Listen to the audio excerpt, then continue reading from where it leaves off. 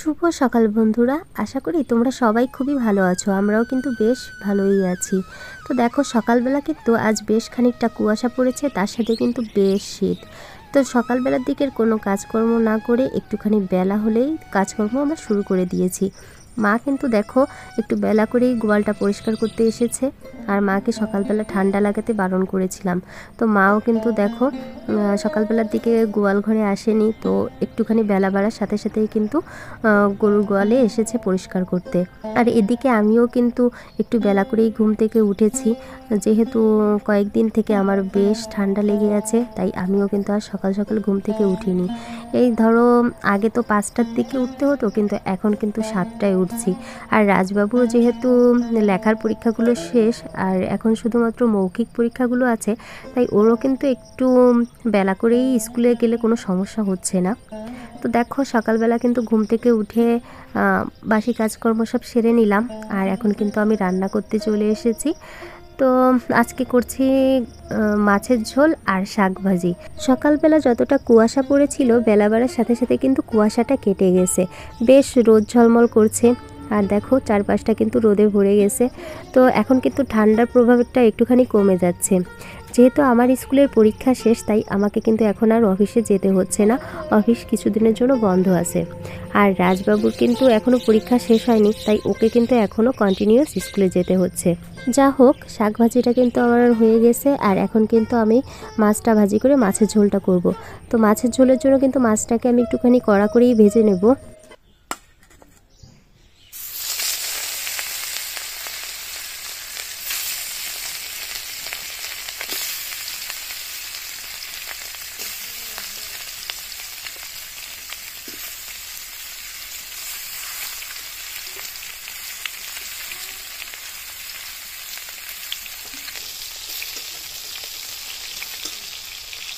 ও বাবা, আসো এদিকে, আসো দেখে যাও কি খাওয়াই দেবো, তাড়াতাড়ি এসো।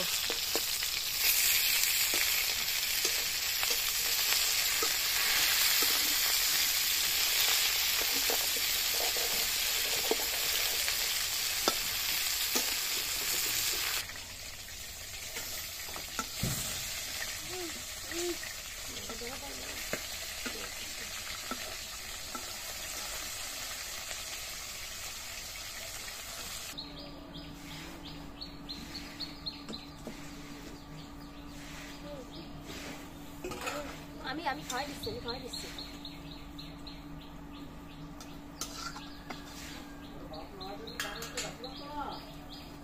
এখন আর সময় নাই চামচ দিয়ে খাওয়ার, খাওয়াই দি।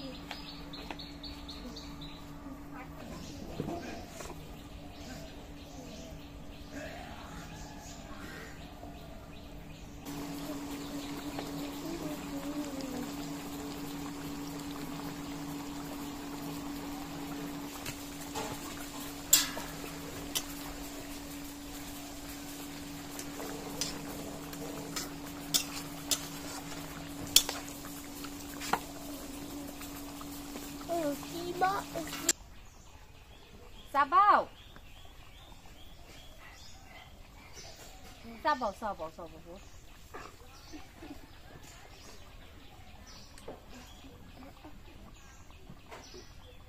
আপনারা দুষ্টুমি করলে হয় বলো?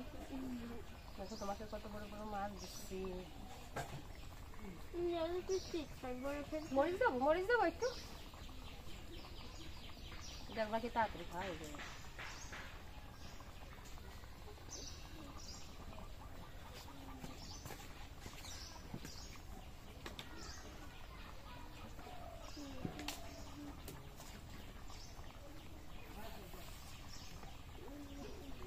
বিছানার দ্বারা যে না, এখন আমি করবানি, আমার সময় আছে। কি তুমি খেয়ে চলে যাও, তুমি খেয়ে রেডি হও। এদিকে একটু 1 মিনিট একটু আসো। আল্লাহ, শুনছো? এদিকে 1 মিনিট একটু আসতে পারবা? মাছের ঝোলটা না ভাই ওই আগে দিয়ে যাবা, গরম জল হয়ে যাবে, তুমি খেয়ে স্নান করে চলে যাবে।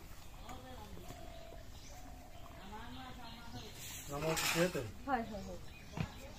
বুঝে বুঝে ধরে ধরাটা রয়েছে যা বলছে তাই খেয়ে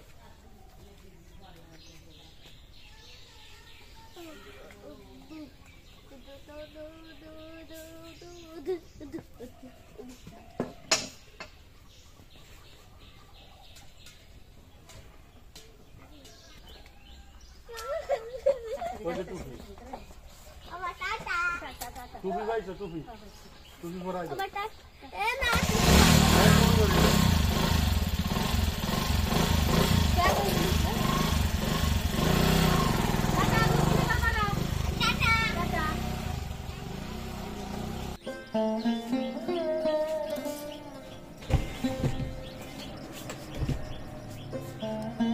রাজবাবু আর তোমাদের দাদাকে কিন্তু খাইয়ে দাইয়ে আমি পাঠিয়ে দিলাম। তারপরে কিন্তু আমি ঘরের কাজ শুরু করে দিয়েছি। তো সকালবেলা কিন্তু দেখো ঘুম থেকে উঠে বিছানাটা গোছানো হয়নি, যেহেতু একটু বেলা করে ঘুম থেকে উঠেছি তাই কিন্তু প্রথমেই রান্নাটা করে নিলাম আর ঘরের কাজগুলো গুছিয়ে তারপরে যাব কিন্তু স্নান করতে। তো সকালবেলা কিন্তু জানালাটাও খোলা হয়নি, রাজবাবুকে বিছানায় বসে বই পড়িয়েছিলাম, তো সেভাবেই কিন্তু সব কিছু রয়ে গেছে। 2-3 দিন হলো বেশ শীত পড়েছে, আগে কিন্তু এতটা শীত ছিল না, দিনের বেলাতে কিন্তু একদমই শীত করতো না। তো এখন কিন্তু দেখো দিনের বেলাতেও বেশ খানিকটা শীত করে। তো দিনে যখনই ঘরে আসি না কেন তখনই হয় মোজা পরতে হয় আর তা না হলে কিন্তু শীতের জামা পরতে হয়। 12 মাসকাল ধরেই কিন্তু আমি দুটো বিছানা চাদর পাতি, কখনোই একটা বিছানা চাদর পাতি না, দুটোই পাতা হয়। কারণ এই যে নিচের যে তোষকটা আছে তো এটা কিন্তু অনেকটা তেলে টাইপের, যার কারণে এর উপরে একটা বিছানা চাদর পাতলে না বিছানা চাদরটা সরে সরে যায়, তার জন্য দুটো বিছানা চাদর পাততে হয়। তো গরিবের বিছানা বলতে পারো, যেমনই হোক না কেন, ভালো বা খারাপ যেমনই হোক, এটা আমার বিছানা। আর এই বিছানাতেই কিন্তু আমি সব থেকে বেশি শান্তি পাই। আমি যেখানেই যাই না কেন কোথাও না আমার ঠিকমতো ঘুম হয় না, যখন নিজের বিছানায় এসে ঘুমাই তখন আমার মানে খুব শান্তি লাগে, খুব শান্তি। আমি নিজের ঘরে নিজের বিছানায় যতটা শান্তি পাই অন্য কোথাও না এতটা শান্তি কখনোই পাই না। তো মাত্র আসলাম স্নান করে এসে রেডি হয়ে নিলাম। তো এখন দেখছি ঘরে অনেকগুলো জামা কাপড় জমা হয়ে রয়েছে, তোমাদের দাদা আর তাছাড়া আমার কিন্তু বেশ কিছু জামা কাপড় জমা হয়ে রয়েছে, যেহেতু আমার স্কুল বন্ধ হয়ে গেছে, মানে আমাকে এখন আর নিয়মিত অফিসে যাওয়া লাগছে না। আর সারা সপ্তাহ ধরে যে সব জামা কাপড় পরছিলাম তা এক গাদা জমা হয়ে রয়েছে, রাজবাবুর জামা কাপড় রয়েছে, তোমাদের দাদার জামা কাপড় রয়েছে, তো সব কিছুই মানে বাথরুমে জমা হয়েছে। এখন এগুলোকে ধুয়ে নেব। আর আমি স্নান করে আসার পরে এখন মনে পড়ছে এগুলোর কথা। যা হোক, কি আর করার, রোদ বেশ ভালোই উঠেছে। আমি স্নান করে জামা কাপড়গুলো ধুতে ধুতে কিন্তু রাজবাবু আর তোমাদের দাদা বাড়িতে চলে এসেছে। রাজবাবুর পরীক্ষা শুরু হয় 9টার দিকে, আর যেহেতু এখন মৌখিক পরীক্ষা হচ্ছে তো 9:30-এর ভিতরে কিন্তু ওর পরীক্ষা শেষ হয়ে গেছে। আর ও কিন্তু এই যে বাড়ি চলে এসেছে, এসেই কিন্তু লাটিম ঘোরানো শুরু করে দিয়েছে। আর তোমাদের দাদা কিন্তু এখন একবারে লাঞ্চ নিয়েই দোকানে চলে যাবে। যেহেতু আমরা গ্রামে থাকি আর বাজারটা বেশ খানিকটা দূরে, তাই তোমাদের দাদার কিন্তু 2বার জার্নি করা সম্ভব হয় না। যদিও বা বাইক আছে, ইচ্ছা করলে আসতে পারে, কিন্তু আমি বলেছি ওকে বারবার আসার দরকার নেই, কারণ বাড়িতে যদি লাঞ্চ করতে আসতে হয় তাহলে দোকান বন্ধ করে আসতে হয়। আর আমাদের দোকানে কিন্তু কোনো কর্মচারী নেই, তোমাদের দাদাই সব কিছু মেনটেন করে। তো এর জন্যই ওকে লাঞ্চে আসতে বারণ করেছি, একবারে অল্প একটুখানি খাবার দিয়ে দিই টিফিনে করে, তো ও কিন্তু দুপুরবেলা ওটাই খেয়ে। আর তোমাদের দাদা যখন এসে দেখলো আমি অনেকগুলো জামা কাপড় ধুয়ে নাড়ছি, তখন তোমাদের দাদা না ভীষণ রাগারাগি শুরু করে দিয়েছিল, যেহেতু আমাকে একটুও ঠান্ডা লাগাতে দেয় না আর বেশ কয়েকদিন ধরে আমি অসুস্থ হয়ে আছি, তাই কিন্তু ও ভীষণ রাগারাগি করছিল, কেন আমি এতগুলো জামা কাপড় ধুতে গেলাম, কেন ঠান্ডা লাগাতে গেলাম। তো দেখো ও কিন্তু এখন দোকানে চলে যাচ্ছে।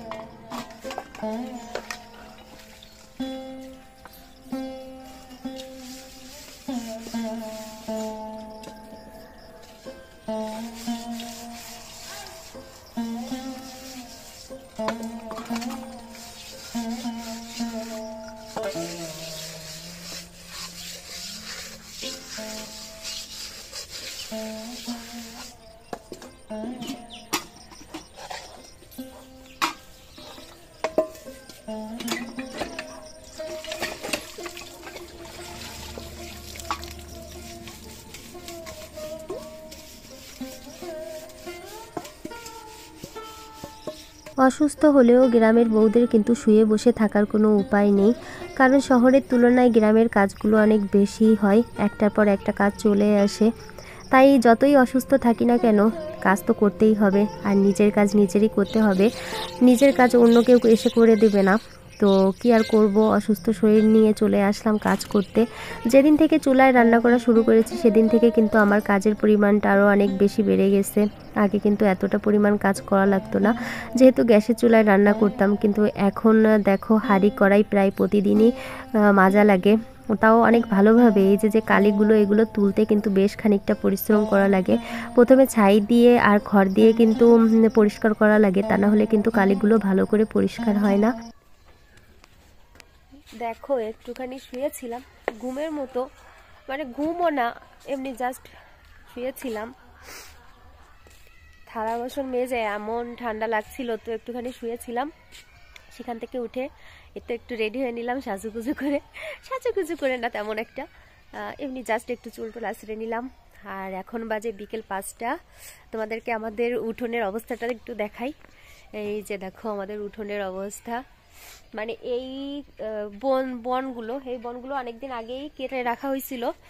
তো এগুলোকে না গরুর গোয়াল ঘরে দেওয়া হবে, যেহেতু প্রচন্ড ঠান্ডা পড়ে গেছে। আমার দাঁতে কাঁপ লাগছে, তো অনেক ঠান্ডা পড়ে গেছে, আর গরুরও কিন্তু ভীষণ ঠান্ডা লাগে। তো এগুলোকে গরুর গোয়ালে না বিছিয়ে দেওয়া হবে, যাতে ওদের একটু ঠান্ডাটা কম লাগে। আর দেখো জামা কাপড় সব শুকায়নি, এই যে ভিজে, এগুলো তো পুরো ভিজে। যা হোক, কিছু করার নেই, আজকে আর শুকাবে না, যেহেতু বিকেল 5টা বেজে গেছে আর প্রায় সন্ধ্যা হয়ে যাচ্ছে। তো এগুলোকে এখন ঘরে তুলে রাখবো। শীতকালের দিন একটুখানি ঘুমালে শীতটা কিন্তু বেশিই লাগে। তো দেখো শীতের জামা কাপড় পরে নিলাম, যেহেতু দুপুরের দিকে আমি একটুখানি শুয়েছিলাম, তাই বেশ শীত লাগছে এখন।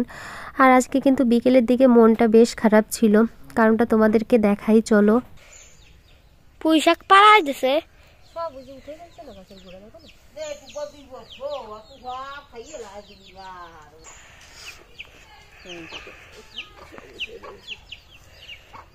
আমি দূরে যাচ্ছি তখন।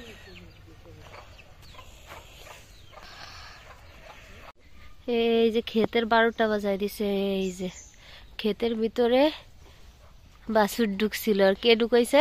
রাজবাবু। ইমন, তুমি কিচ্ছু করো নাই বাবা, কিছু করো নাই। এই যে পুঁইশাক গাছগুলো একদম উঠে গেছিল, তো একটুখানি লাগাই দিলাম, এখন বাজবে কি বাজবে না জানি না। আর এই যে গাছ সব একদম পাড়ায় পাড়ায় দিছে।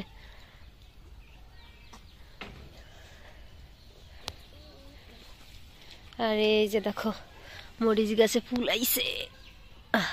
মরিচ গাছ পাড়াইলেই ভালো। হ্যাঁ, মরিচ গাছে ফুল আইছে না, এইটের গোড়া একটু পাড়াই দিছিল, বুঝছো? এইটের গোড়া একটুখানি পাড়াই দিছিল, এইটা পরে ঠিক করে দিলাম। এইটা তো ফুল হইছে। প্রত্যেকটা মরিচ গাছে যে ফুল আসবে, এই যে দেখছো প্রত্যেকটা মরিচ গাছে। ফুল ধরিয়ে গিয়ে আইছে। আর এই যে জাল ছিঁড়ে ফেলছে, এই যে এই দিক দিয়ে জাল ছিঁড়ে ভিতরে ঢুকে গেছে। চোর ঢুকে কি করবে? শাক তুলে নেবে নিক।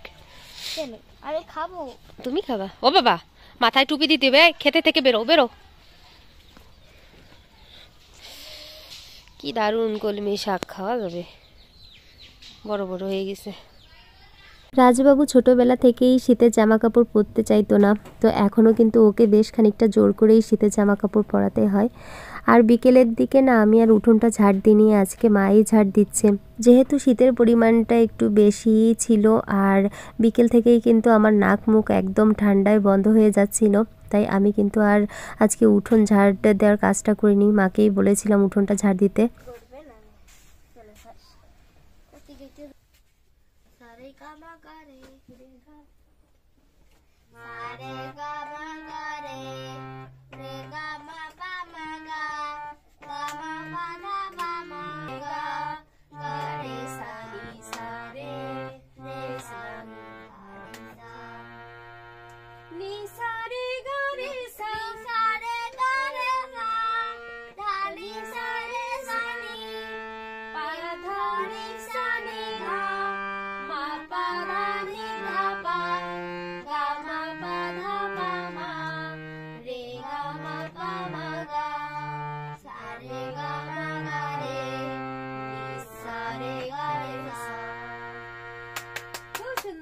যেহেতু রাজবাবুর বার্ষিক পরীক্ষা শেষ আর শুধুমাত্র ওর ড্রয়িং পরীক্ষাটা বাকি আছে, তাই ওর কিন্তু একদমই পড়াশোনার কোনো চাপ নেই।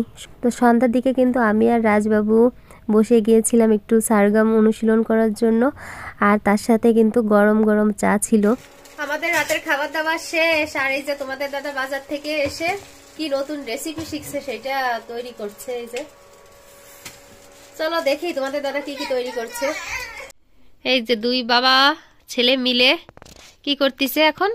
আচ্ছা তুমি কি বলো তো, ওই যে 2 প্যাকেট গুঁড়ো দুধ দিয়ে পারফেক্ট নরম তুলতুলে চমচম বানানো যাবে, তুমি কি সেইটা করতেছো? আমি তো তোমার এই যে পাউরুটি, হ্যাঁ রুটি সেরা দেখে আমি বুঝতে পারতেছি যে তুমি ওই ভিডিওটাই দেখছো। করো করো, আস্তে আস্তে করো। শীতকালে কিন্তু রাত 8টা বাজলেই মনে হয় অনেকটা রাত হয়ে গেছে। তো আমাদের খাওয়া দাওয়া কিন্তু অলরেডি শেষ, আর খাওয়া শেষ করেই কিন্তু রাজবাবু আর তোমাদের দাদা কোনো একটা রেসিপি বানাতে বসে গেছে। তো ওরা যা করে করুক, যেহেতু সারাদিনে অনেকটা ক্লান্ত ছিলাম আমি, তাই আর বসে থাকতে পারছিলাম না। এখন কিন্তু কম্বলের ভিতর শুয়ে শুয়ে টিভি দেখব। তো সবাই ভালো থেকো, সুস্থ থেকো, আর আজকের ভিডিওটা এখানেই শেষ করছি। আচ্ছা আজকে কেমন ঠান্ডা পড়ছে, তোমাদের অভিমত ব্যক্ত করো। খুব গরম, কিন্তু টুপিটা বসে মাথায় দিয়েছে। গরমে বাঁচি না। কিন্তু শীতের জামা গায়ে দিতে হবে। রাজ তুমি কি মোজা পরে আছো? আচ্ছা ওইখান সরো। সেই সে আমি খুলছি, আমার গরম লাগতেছে।